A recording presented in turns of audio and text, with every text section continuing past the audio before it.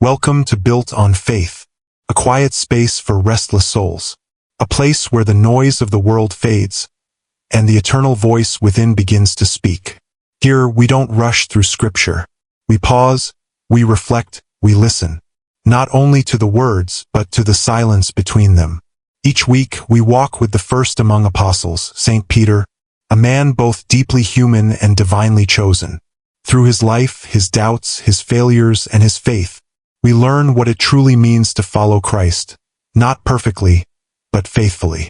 Thank you for joining me. Today's episode begins with the most essential question of all. What are you building your life on? Because if the foundation isn't strong, the whole house will fall. And so we begin. Faith is the rock, the foundation of an unshakable life. St. Peter and the call to become a rock. There's a scene in the Gospel of Matthew. It's quiet, but eternal. Jesus looks at Simon, the fisherman, and says, "You are Peter, and on this rock I will build my church." It's a statement that changed history. But more than that, it reveals a truth about God's way of working. Peter was not chosen because he was flawless. He was chosen because of what Jesus saw in him. A heart that could become strong through surrender. A will that could be shaped through trust. Peter was impulsive. He walked on water, then sank in fear. He spoke boldly, then misunderstood the cross. He pledged loyalty, then denied Christ 3 times. And yet, Jesus still called him the rock.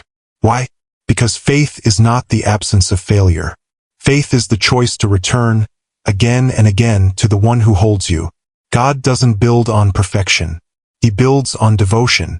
He builds on love that keeps coming back. He builds on faith even when it's bruised, doubting, or trembling. Peter's journey shows us God's strength is made perfect in weakness. And the most unshakable lives are not those without storms, but those anchored to the rock. Faith as foundation in a shifting world. We live in a time where foundations crack easily. Careers rise and fall. Health can change in a heartbeat.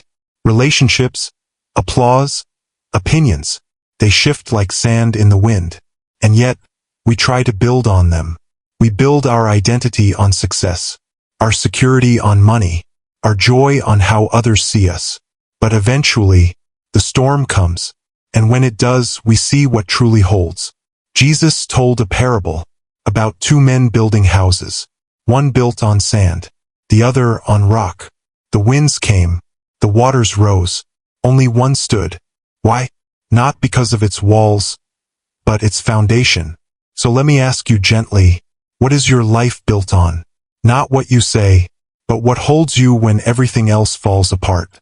If the answer is anything less than Christ, you're not standing on a rock.